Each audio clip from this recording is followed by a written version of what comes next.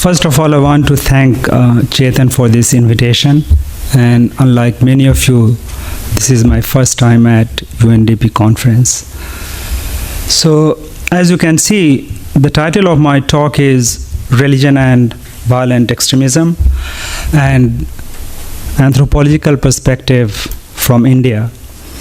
So, I look at interfaith dialogue, but from a different angle. I take it as a fact that interfaith dialogue is an everyday reality in the Indian context. There are also planned interfaith dialogues by organizations, and there are many, including, for example, Jamaat-e-Islami. So the question for me is not whether interfaith dialogue exists, but how this dialogue is hampered in some ways by a variety of actors. My focus here would be on the media. So let me first spell out the source of my talk. I had the opportunity to speak with a few terrorists after their release from jail. Earlier, for my fieldwork, which was about my PhD, I had interviewed many students and activists of Students Islamic Movement of India, SIMI. So the acronym from now onwards I will be using SIMI, which was banned within 2 weeks after 9/11 on the charges of terrorism, sedition, and destroying Indian nationalism. I take it as very important that credible empirical research is necessary for any serious discussion.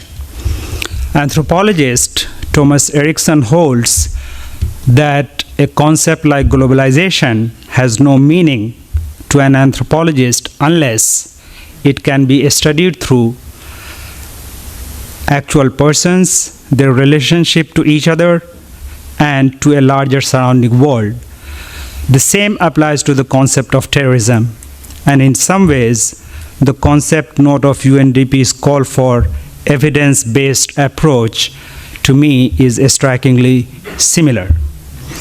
I want to draw your attention to key assumption of the concept note as well as the UN General Assembly's plan of action to prevent violent extremism. First, both these documents stress the role of media in preventing violent extremism. Second, both also assume, if only by reiterating to the contrary, that religiously inspired violent extremism is the main challenge. The second premise is confirmed by a recent study which says that there is an overwhelming focus upon violent Islamist extremism in academic and non-academic literature. My contention here is that media is equally a driver of violent extremism. So let me illustrate this through my research on SIMI. Established in 1976, SIMI was a tiny organization. In 1977, its members, and they were called Ansar, they numbered 132.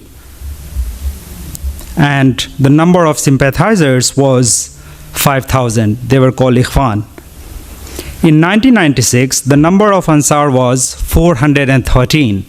So imagine the total population of India, out of which 413 is so insignificant. So given the lack of data from 1997, even a generous estimate would not put SIMI's membership beyond 1,000 in 2001 when it was banned. And yet, media projected as if every second Muslim was a SIMI activist. Media also projected every SIMI activist that the police arrested, as the most wanted. So for many months, like the most wanted had become such a commonplace thing. Now contrast this with media's boycott of United Nations resolution. After 9/11, the UN passed a resolution condemning Islamophobic violence, but not a word about it appeared anywhere in the press, nor was it mentioned on any Indian TV channel. Of course, ideology is important, but let us note that SIMI was not a secret organization. It had a published constitution, it had public library, it used to hold seminars and conferences. So the key question is, how did suddenly its ideology become terrorist in 2001? One SIMI terrorist was arrested because the police alleged that he had stuck a poster which showed Indian flag in tatters. The truth was that the poster had no flag of India. For lack of evidence, the court acquitted him, but he had already spent 27 months in jail. According to the media again, Indian Mujahideen, a new terror organization, sprang from SIMI. However, if you read the media accounts, these accounts are very clashing and contradictory. So, for example, one think tank publication claimed that Indian Mujahideen, I will use IM, was conceived at a terrorist conclave in May 2008.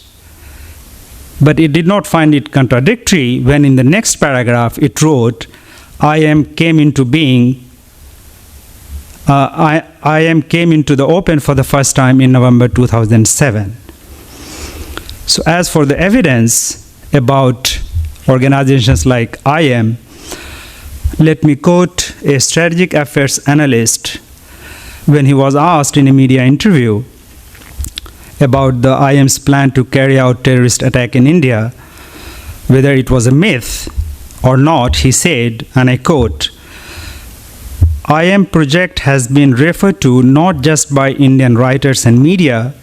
This is beginning to figure in the writings of a lot of international academic experts who have recently published books and documents, end of quote. Interestingly, there is one key Indian journalist source on IM, and it is that journalist who also blamed Muslims for terrorist attacks on mosques and other Muslim places. The facts were obviously the opposite. And it is the same journalist which all the international analysts writing on IM cite. So my point is, the discourse of terrorism exists without evidence. What Indian media did was, if we can put it in historical perspective, was similar to the American media in the early 20th century. Hearst and Pulitzer newspaper published front page stories about white female slaves in custody of the Chinese. A score of books were published to show the existence of white female slave. In the best-selling book, The House of Bondage, Kaufman wrote, and I quote, "If proof was needed, newspapers have proved. I have written only what I have seen myself," end of quote. In reality, not a single case of white female slave was established. Now, a few words about religion and terrorism. In his book, Old and New Terrorism, Peter Newman contends that there is a new terrorism after 9/11, and one fundamental feature of that new terrorism he describes that it is religiously inspired. Newman goes on to say that though religiously inspired terrorism can be found in all faiths, in practice, Islamic terrorism has defined the current age. But one of the things that strikes me is, how does one know what is religion and not religion? In what case something is described as secular or not secular? In anthropology, at least, this secular religious binary has been critiqued more widely, and this literature shows what is classified as religious or secular is not innocent of power relations. As we know, media initially described the Oslo attack as terrorist and blamed it on Muslims. Once it was clear that the killer was Breivik, the term terrorist was withdrawn, and Breivik became a mass murderer or a psychopath at best. So, how do we know Breivik's acts were not religious? This is partly because different definitions are used.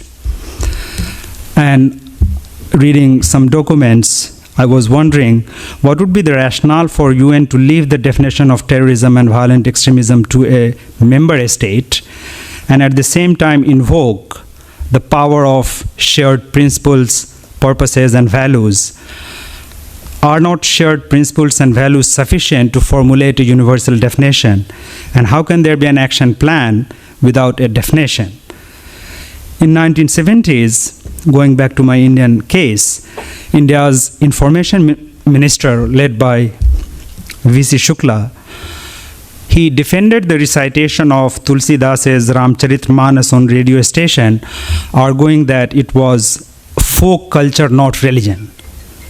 So let me state, my point is not about the recitation itself, but the justification given for its recitation.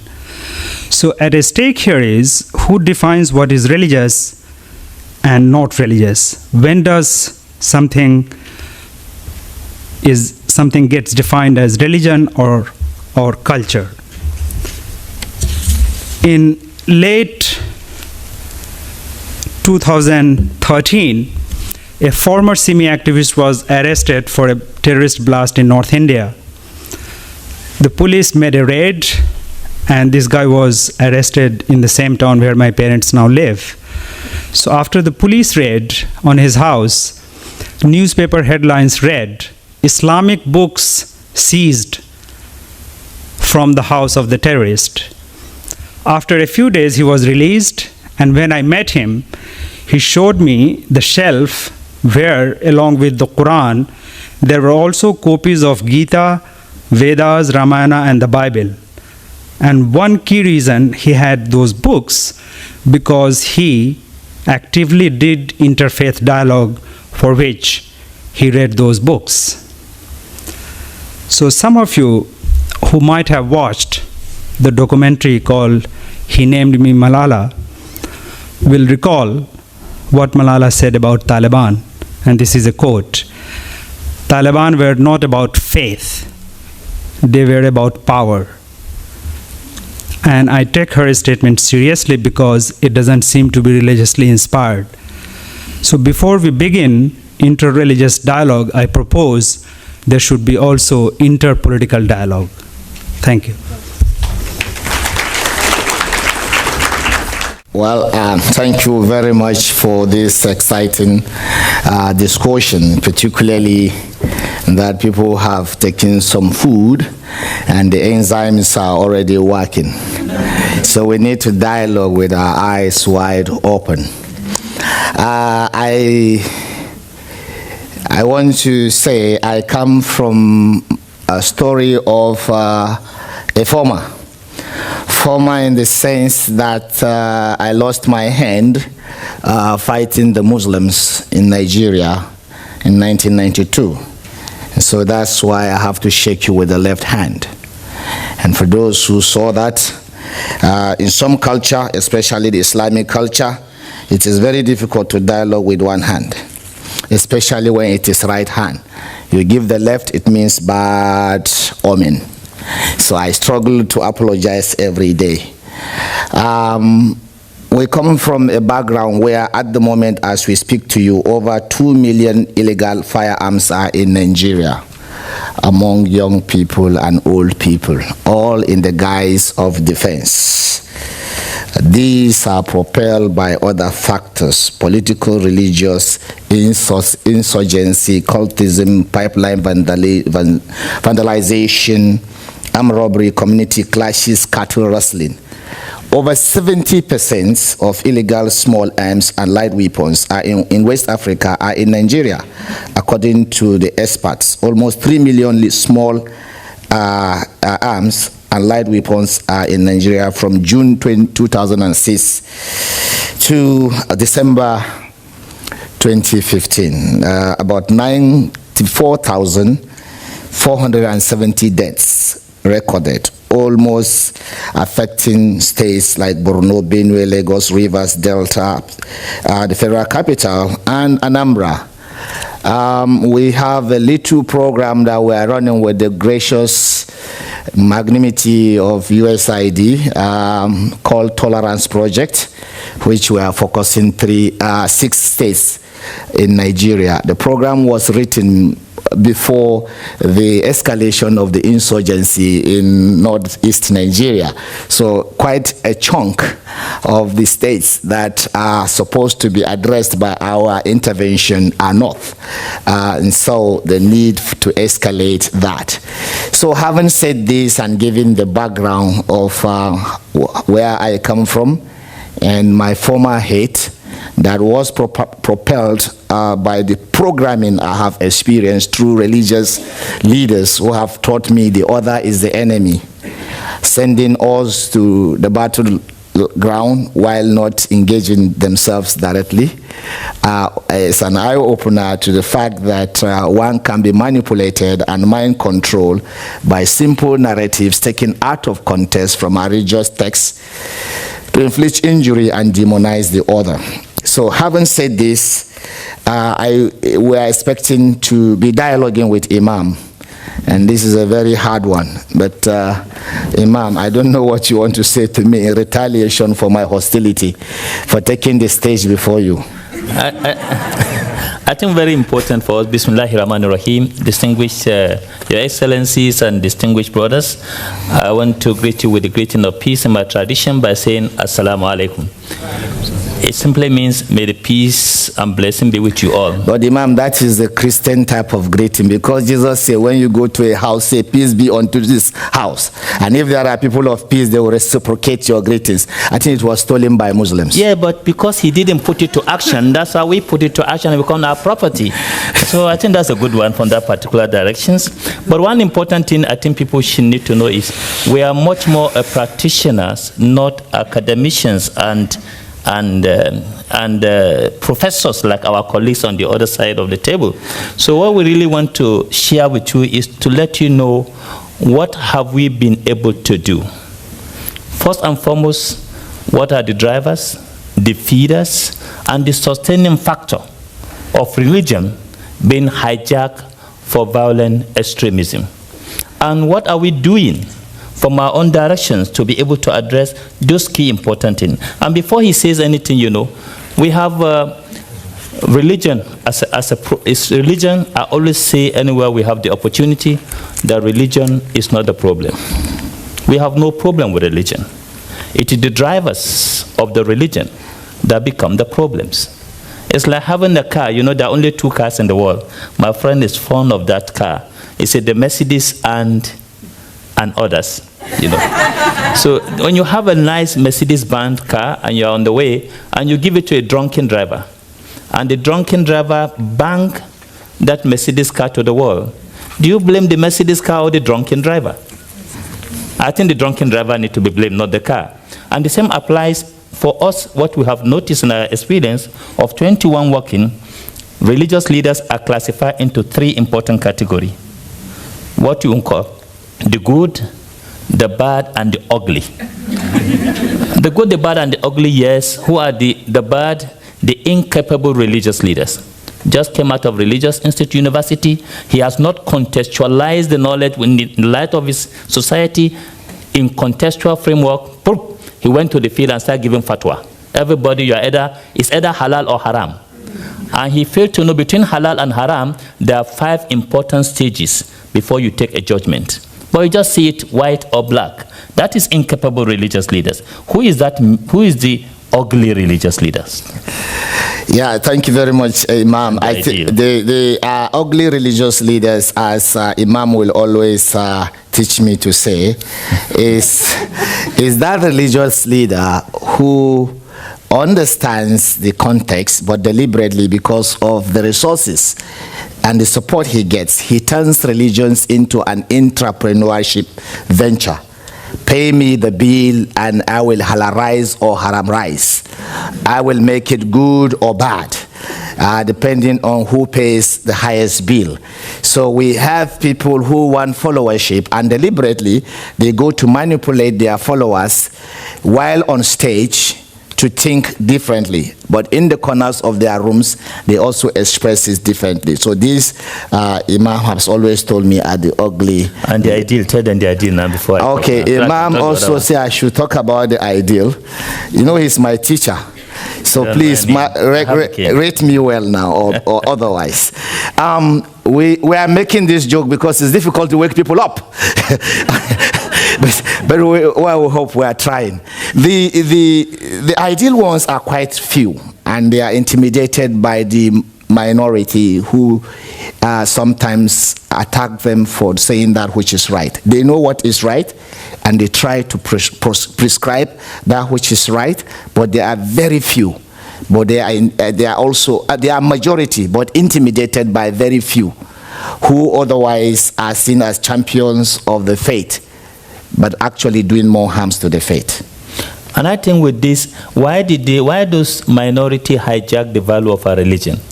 In terms of interpretation of texts and scriptures, there are 5 important key drivers of giving a fatwa or a jurisprudence or a basis for your intervention in our religious discourse. 1 is the scriptural text. You have to have a scriptural basis for your interpretation or for whatever you want to engage as far as you are engaging in any social discourse. Where your basis, the scripture become the first basis. And then the second important basis, of course, which people have is what we call the legislative basis. What are the consensus of the jurisprudence and term of what is the Sharia that is agreed in written form, coded form of saying if you do X and this is the punishment is Z, which is agreed upon. And in coming to that conclusion of the second important phenomenon are the driving force. And then the third one is what we call the historical context, the historical analog, the historical direction. Why does it come into that? They say, yes, it is there in the scripture, but the history is that they find a historical justification for moving back into extreme, into what we call using violence as a means of attaining or achieving certain goal. And then the third important one is the contextual basis. Are we now, for example, with the Muslim tradition, are we Muhammad in Mecca or Muhammad in Medina? Because there is different context between Muhammad in Mecca, where you live within within a predominantly state of war, where you are about wiping out a community of Muslims, and Muhammad in Medina, which is a multicultural, multi-religious setting, which was mostly known with Medinan Charter.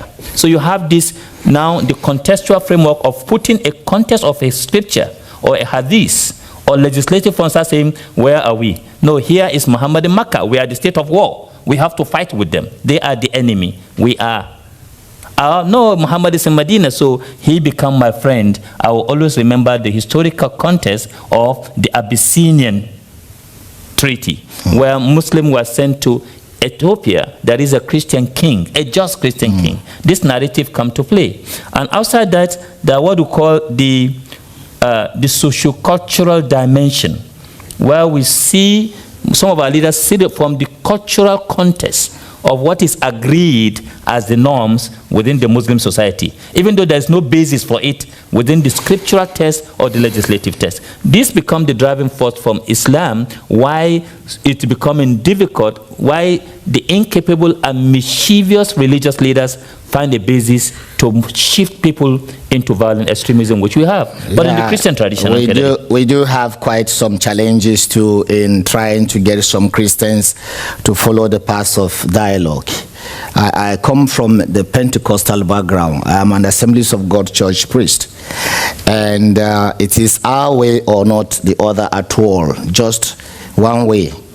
It became a big task to get some of my evangelical brothers and sisters to join this, I don't want to use crusade, to join this movement of wanting to dialogue with the other.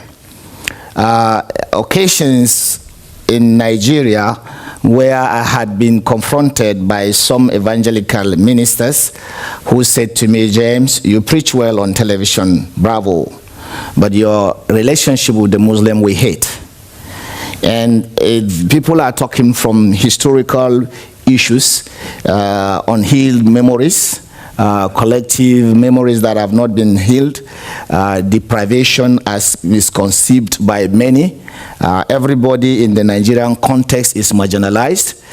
Even everyone thinks marginalized. So we come from a narrative of purifying ourselves and castigating the other.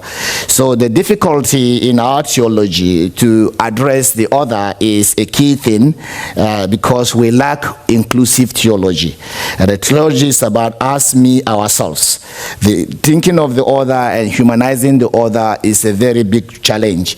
And so we are confronted by that. And we are kind of isolated by a few number of religious personalities who feel our model is not the best. And that was when we started in the year 1995. We were quite lonely in this. But with the insurgents and the escalation of violence, we have proliferation of religious groups doing interfaith dialogue. We usually will say the more the merrier. But then too many cooks spoil the soup. Those that are engaged in need to be mentored, like the former team, Dr. Fatih has said, putting together religious personalities to address issues of violent extremism. I want to pause here to say the efforts is now being taken by even the very high-level leaders in Nigeria. But with every sense of humility, sometimes they talk more at that high level. It's not penetrating, and hence our strategy, Imam. And I think one of the key important strategy, before we go into strategy, is to remind people that those sustaining factors, specifically, which have to do with youth who are engaged in this. I'm very happy the morning session mentioned some of those important things. It is the search for meaningful purpose of life. Meaningful purpose of life. How do I become the ideal? How do I get to become the best? It is not about just the other way. And then the second one is about finding solution to impunity and corrupt practices by the state actors. The search for solution for those important things. And of course, there's the issue of always standing for alternative political processes. These have been key important core issues that make people to go. And that's why when you look at the drivers of violent extremism in Nigeria and around part of the world, the key drivers, the pilots, they are not ignorant. They are not the almajiris you think of. And I know Dr. Fatima will tell you this clearly. They are not the almajiri you think who doesn't know how to read and write. They know how to use the machine. They are more digital than some of us who are born BBC, born before computer, you know. Most of us are BBC here. We are born before the computer age. So these digital children, you know, they know how to manipulate the computers. They finish from the best university in the countries and the best university around the world. Some of them are from middle class family. Some of them are from the billionaires. Their parents are excessively rich. They live in London, like the case of Omar Mutalab, the son of a billionaire in Nigeria who lived in a porch house in London, but he was still thinking of, and then he took off arms to go into that. You start wondering, what does this guy need? He has everything abroad. He has everything to make a life better. Why did he choose this? Finding driven purpose of meaning to make a life a meaningful thing. And those guys there offer a technical solution. And that's why we need to look at these things from a key important perspective of saying, if we really want to work, it's not looking at the issue of ignorance, the issue of poverty as the driving seat.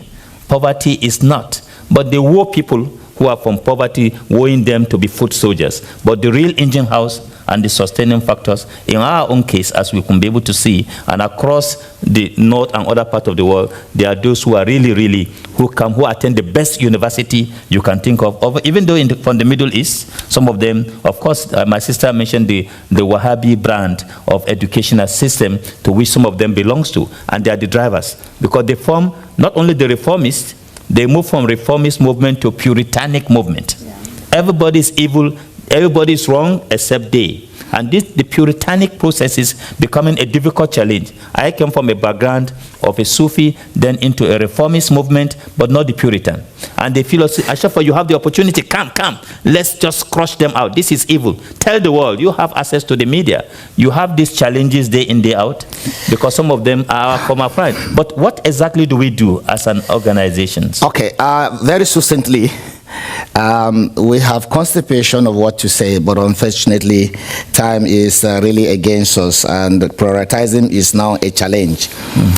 We have had occasions to talk with quite a number of people across Africa. Our strategy in Chad to preventing violence, reprisal attack on the CAR challenge, where people were moving northwards to Chad, engaging religious leaders to dialogue. What will you do in an ideal situation? And the Mullah, the Grand Mufti of Chad, was quite supportive. Our initial romance with Chad was under the auspices for UNDP supporting our intervention in Chad. Following that good intervention, it really stopped reprisal. And of course, in Kenya, a few of an African answer. If you do have, you can Google AAA, AAA, an African answer. It's an African solution to African challenges.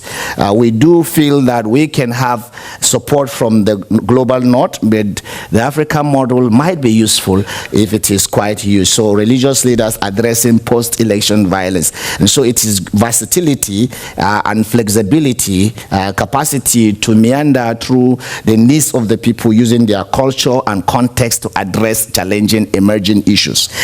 We also understand that even in Nigeria, there was denial initially on the Chibok abduction.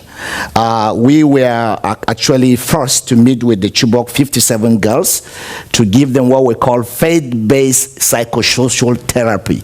Faith-based is different from the psychotherapy that you have, but this is invoking our spirituality to address issues of emotions, and we find it very effective with the Chibok girls and handling their parents who actually are having no hope of seeing their daughters. We do not know what have become of them, but we have some discussion with some people somewhere who have some thoughts about where they may be, but we are not quite sure.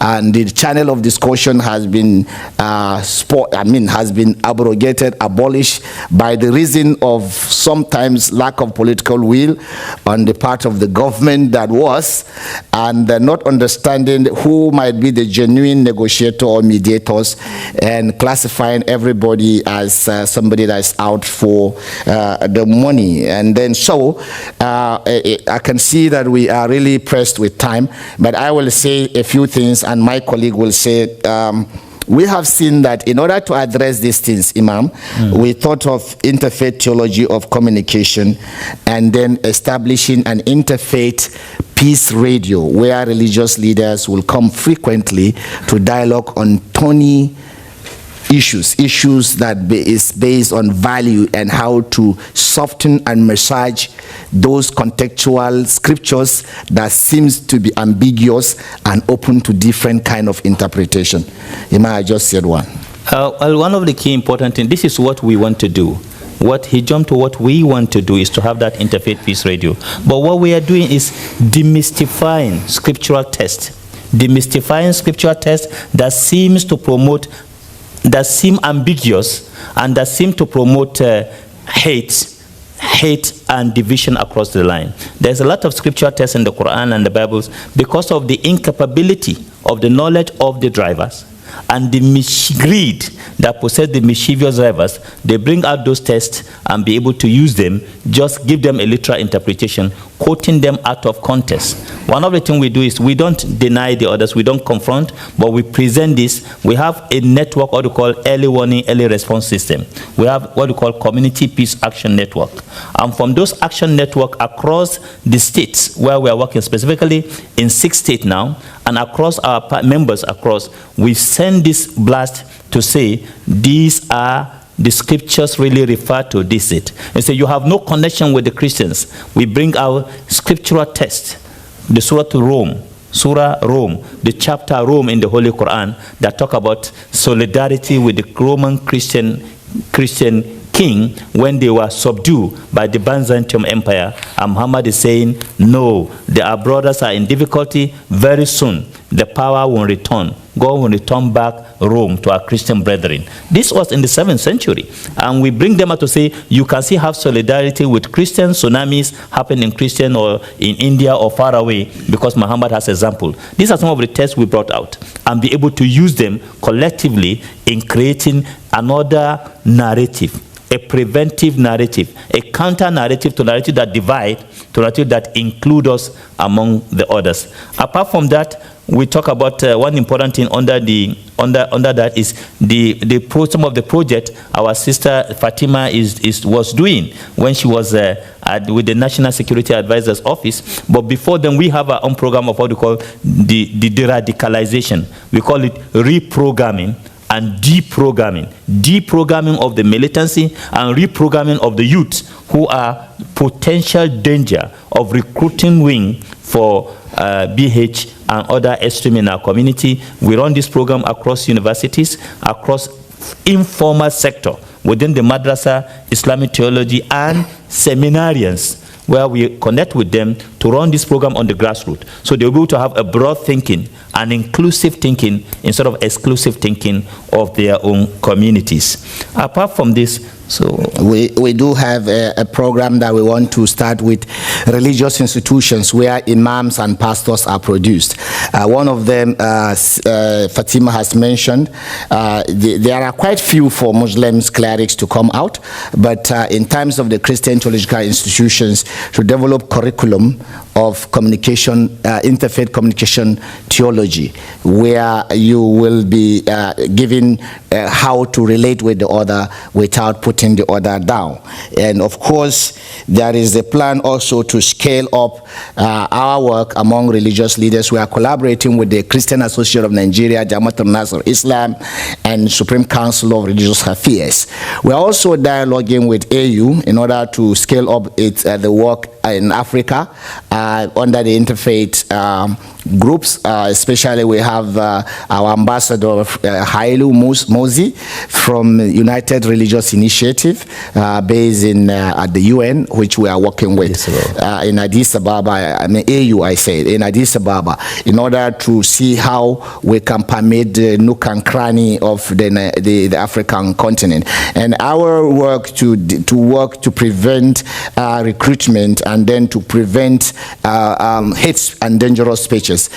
Recently, the Kaduna State government has sent an executive bill in order for him to license preachers who usually come and preach inflammatory messages.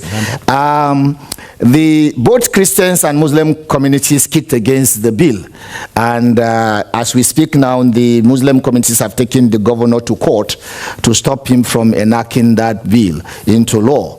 So the Christians also were to be on mass protest on the streets against the same bill, and so we were part of those who told the Christians not to go on the protest. It might mean violence because crowd control is a case in religious movement.